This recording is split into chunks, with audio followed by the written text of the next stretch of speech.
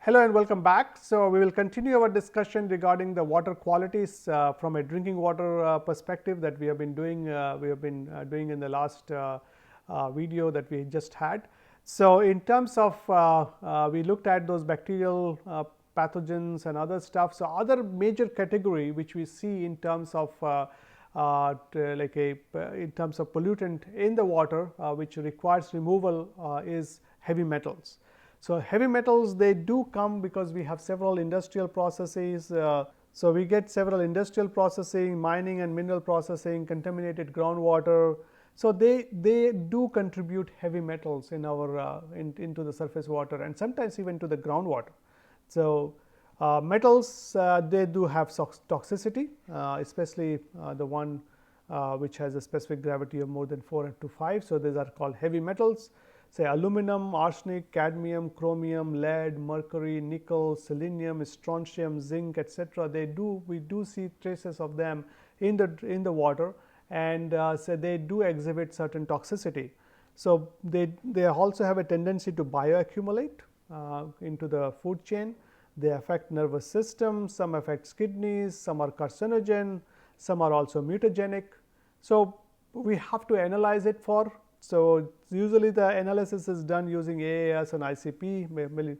So, that is what AAS is your atomic absorption spectrophotometer, ICP is inductively coupled plasma. So, they are used in terms of getting how much heavy metal is present. So, now we have to remove it. If it is present in the water, it has to be removed.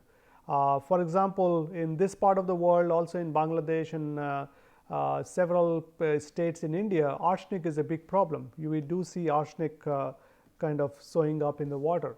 So, this arsenic removal, typically we use iron oxide. So, you will have iron oxide being used for removal of arsenic, and so there are other processes as well. So, we try to use the concept of KSP. Remember that KS solubility product. So, if IAP, which is the ion activity product, is greater than KSP, so what will happen?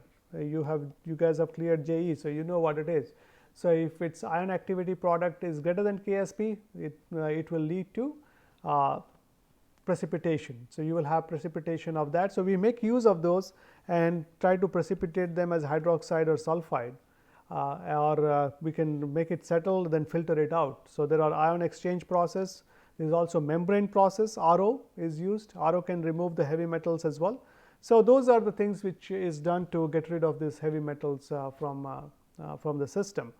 So, in terms of different chemical parameters, if you look at heavy metals and other parameters here, what is its negative impact? These are based on the Bureau of Indian Standard. These are the different parameters that we look for in our water quality. So, TDS is, you can have up to 2000 milligrams per liter, but if you look at some of these like iron, maximum allowable is 1 milligram per liter, manganese is 0.3, and in the next page we will look at some others as well. This is alkalinity, hardness, calcium, magnesium, pH. So, and this kind of talks about, you can have a look at it, it kind of talks about why it is why we want to limit it to these concentration. Some of these are primary standard, some of these are secondary standard. As you can see here, TDS is undesirable test, can cause gastrointestinal irritation, pH, it is a bitter test, corrosion, too much alkalinity, your boiled rice will turn yellowish. Hardness means not much lather forming, scale forming will be there, skin irritation will be there. Same thing, calcium means hardness, then calcium, magnesium, both are same. Too much iron, bitter test, color, turbidity as well, staining of the cloth material. Iron bacteria will cause some slime. Manganese will poor test, and it says the turbidity and all that as well. And then you look at some others as we can go quickly in terms of health effect. We have aluminum, copper, zinc, ammonia, nitrite, nitrate, sulfate, chloride and fluoride, and these are their concentration limit which is allowed. Some because of neurological disorders, of liver damage, then you have gastrointestinal irritation for zinc. Ammonia causes like growth of algae, indicates pollution. Forms also nitrite will form nitrosamine, which is carcinogen. Nitrate is the blue baby syndrome. Sulfate will have the test effect, chloride also test effect, fluoride, dental and skeletal fluorosis. So, we do see a lot of fluoride impact as well. Then if you look at the heavy metals, and you can see the concentrations allowable is very less. These are all in milligrams per liter. So, these are all in milligrams per liter. So, arsenic 0.05. So, that means less than 50 micrograms per liter. Now, actually it has even brought down to 0.01. So, this is what the arsenic standard is, less than 10 micrograms per liter. So, arsenic should be less than 10 micrograms per liter. So, that is the concentration. Then as you can see, toxic, carcinogen, mercury highly toxic, Minamata disease, cadmium again highly toxic, lead causes brain development, like it is a negative impact of the brain development, damage to kidneys as well. Chromium, carcinogen, pesticides affects the central nervous system, detergents, undesirable foaming and all that. So, as you can see, there are a variety of effect which is there. That is why we need to get rid of these heavy metals from water, otherwise it can create problem for us. So, we do have standards. So, IS Indian standard is there in terms of different parameters. So, I will not again go in more detail, you can easily find these standards, just Google it, you will find it, but we will just talk about just a big picture on this. So, there are say as we looked at some of the different parameters like color, odor, smell, pH, test, turbidity, total dissolved solids. So, there is what is the requirement, what is the acceptable limits, and then if you do not have other sources, what is the permissible limit. So, there is what is acceptable limit, this is what it should be, but if you cannot have these, cannot achieve this for certain reason and you do not have any other option, you can still live with this much. And then how to test it, and if it exceeds how to look at that as well. Then same thing for like heavy metals and other parameters. So, this is the required acceptable limit, this is the permissible limit. If you cannot have for some reason you cannot meet that standard, and then how to do the test and some of the remarks associated with that as well. Similar, the list kind of continues for others. So, you can have a look at that as well. So, what are the prevention steps taken for water pollution? We have to create one of the important stuff which we keep on saying for every type of environmental issues, create awareness. That is the reason this course is there, isn't it? At the very beginning of the course, I told you that Honorable Supreme Court wanted to have a course like this for all the graduating professionals in India, so that you get you are aware of these environmental issues. So, we have to create a lot of awareness in terms of these issues. Use environmentally safe household products. So, it should be environmentally safe household products. So that you do not use all those products which uses these heavy metals, pest and other things in there. Turn off the tap when running water is not necessary. Try to use less water, avoid leakage, no dumping of waste from industry in the water sources. Avoid overdosage of pesticides and fertilizers, do not throw the non-degradable substances into lakes or ocean, pre-treatment of industrial wastewater before leaving to water bodies. So, all those different steps needs to be taken to reduce the environmental impact. So, rivers should not be used for washing clothes or bathing, harvesting of rainwater to meet water requirement, dams and embankment must be like to create channelize the water, rivers must not be contaminated, dead bodies, plastics they should not put in there, substance should not be thrown in seas, avoid deforestation, it should be go for afforestation, avoid deforestation, it should be deforestation, not afforestation, actually deforestation, greatly reduce non-point runoff, prevent groundwater contamination, and all that in terms of those. So, there are 3 R's which has been developed in terms of to prevent the water pollution. One is the refuse, recycle and reuse. Refuse is basically say no to pollution, recycle water as much as possible, minimize use of water. So, that is your reduce is the minimize use of water. So, that is as much as possible. So, say no to pollution means we say that 80% of the world's wastewater is released to environment without treatment. So, that is a big problem, like 80% of the world's wastewater is released to the environment without any treatment. So, sanitation related bacteria, trash and litter in the high waterways, so that is cause the problem. And so, this is the pollutants of poverty. So, this is sanitation is needed by everyone. Now, that pollutants of growing prosperity, chemicals and waste from industry, agricultural fertilizers and runoff. So, use of nitrogen as a fertilizer has increased by more than 700% since 1960, and nearly all of that growth is actually mostly happening in Asia. So, chemicals and waste all getting into the water from these industries. Then we have these emerging pollutants, micro nanoplastic, pharmaceutical drugs. Microplastics have proliferated throughout the world's freshwater source, in surface water, groundwater and even the rainwater. So, you are seeing microplastics showing up there as well. Then try to recycle the water as much as possible. So, untreated wastewater is dangerous. So, we have to kind of treat the wastewater.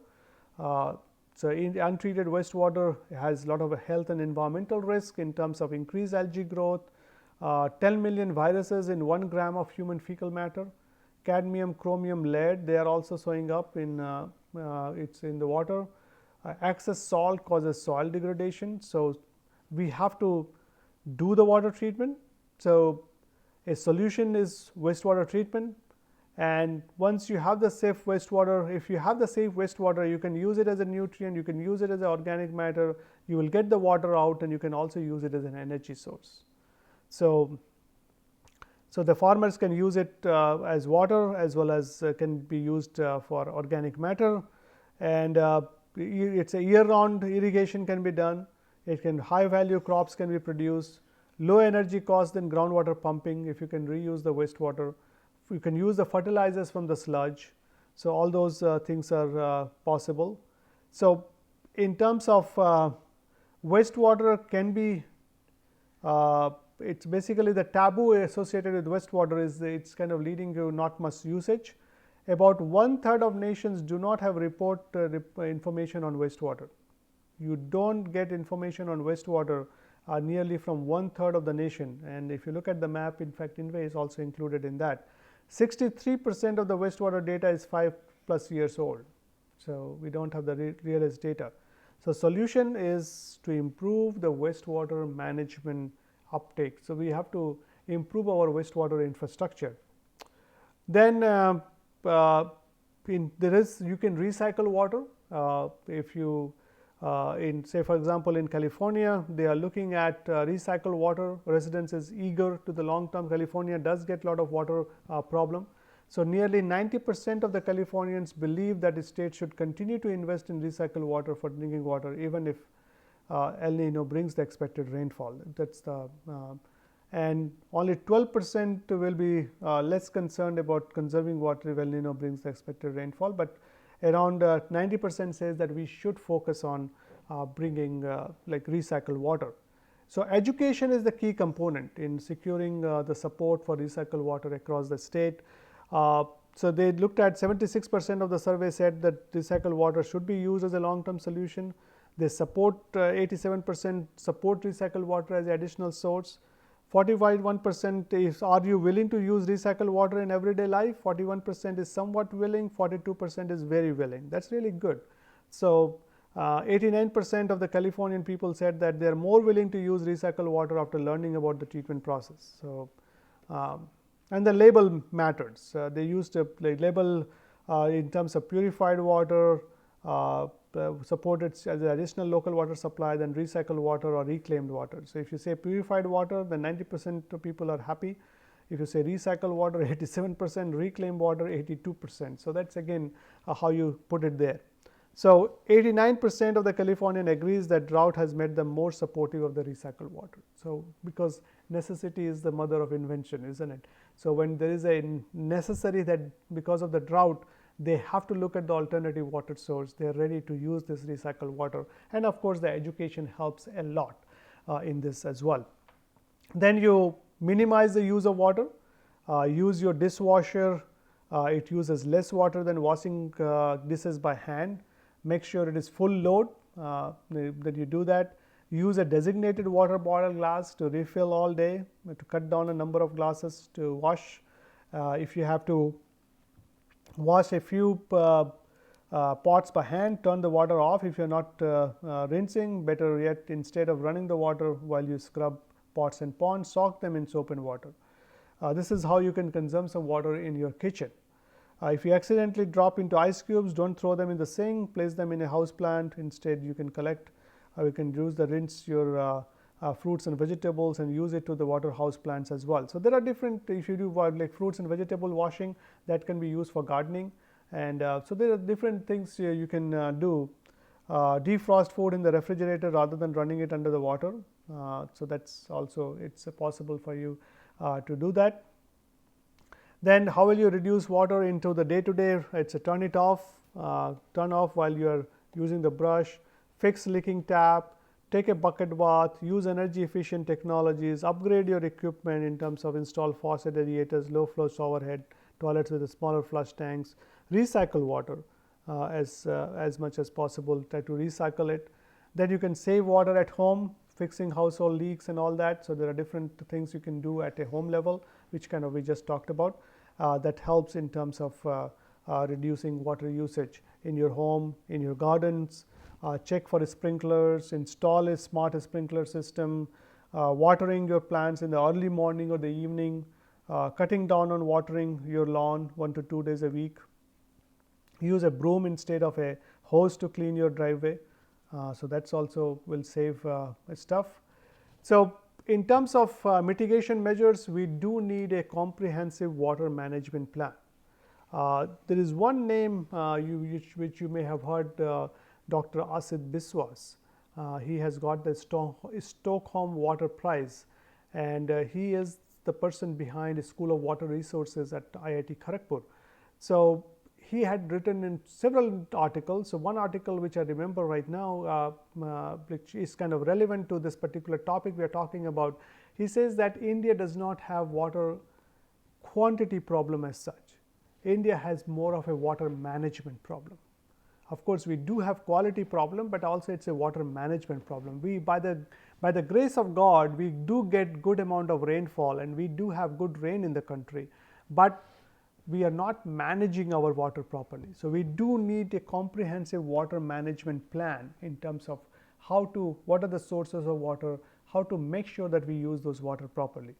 Construction of proper storm drains, rainwater harvesting, affluent and sewage treatment plan, regular monitoring of water and wastewater, reuse treated wastewater for irrigation, discharge the affluent as per standard, and the Environmental Protection Agency also has a list of simple things you can do at home to stop water pollution. So you can always look it up and do that. Recently, this NGT, the National Green Tribunal, which we kind of talked about earlier as well, they come up with this, like said, they come up with the wastewater discharge. They looked at the wastewater discharge standard, and they come up with this draft, which was given to Ministry, which was issued this draft notification standard for from MOEF and climate change, like Ministry of Environment, Forest and Climate Change. They come out that the BOD, COD and all those levels in terms of old norms, BOD should be less than 30. Its draft norm says 10, MOEF and CC says less than 30 and less than 20 in the metro cities. COD, again, they have come up with the newer numbers. So for most of the parameters, as you can see, the numbers has been reduced. So which is okay. It's actually a good step in a positive direction. But the more important stuff that we have is we are not able to, as told earlier, nearly 70% of the sewage of the country goes untreated into the affluent. So we need to first fix that. We need to first fix those issues of not having untreated sewage getting into the water. So this untreated sewage, if it gets into the water, that's a big problem. So once we have this treatment system in place, then you can go from 30 to 10 or 250 to 50 and all that. But unless you have that treatment system at least in place, treatment happening properly, then reducing the standard is good, but that's not really going to help that much. So then they have also come up with what should be the wastewater discharge standards for pH, BODs and all that for big cities and all those kind of stuff. And again, here you can see the numbers have been reduced quite a bit from what was the standard earlier for COD, nitrogen, phosphorus, fecal matter, and all the fecal matter is more or less the same. So these are some of those standards from NGT. It's also came up with a stricter norms for discharge of sewage treatment plant in cities. They saw that there was looked at that 323 out of 351 rivers in countries are polluted. So out of 351 rivers, 323 is polluted. So nearly 90%, more than 90% of our rivers are polluted, and that's a big problem. And they should be stricter, must be applied to both an existing sewer treatment plant. So again, with all due respect to our NGT, but the problem is actually not only making it stricter is okay, but even the existing wastewater treatment plant doesn't work. So we need to fix that existing wastewater treatment plant first, then you can go stricter, because if you make things more and more strict without fixing the problem will not just disappear. So we need to really fix the problem, and so that's where we need to pay a lot of attention. So it's a National Green has asked for environment to have a stricter discharge for the sewage treatment plant. So this cities will also apply to the rest of the country. So they basically want to bring it down to a lower level, but the question is like how to make it happen. Let's first fix the existing wastewater treatment plant. Let's make them workable. Let's make workable wastewater treatment plant. Even if it does with the older standard, I'm okay with that. But if you make new standard, but still the plants are not working, then we are not really going to make any progress. So they have a big quote here, no justification has been shown for the different living style. We may note that filters, UV filters are facilities only available in major cities, not in small cities and all that. So those things are there, but many of these plants are not really working properly. So that's where it needs a lot of attention. So that kind of gives you the overview of this in this last 3 videos, including this one. We kind of looked at the water issues in general, water quality issues, water treatment issues, wastewater quality issues, discharge standards, the NGT's recent directions on these as well. So that's a big picture overview. We'll have more discussion in the classroom. So looking forward to interaction in our class.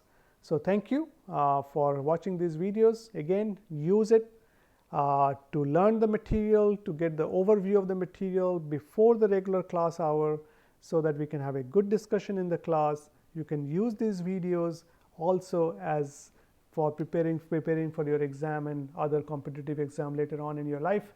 But this does not replace the regular class. Regular class, we will still have our regular class. Okay, so see you there. Thank you.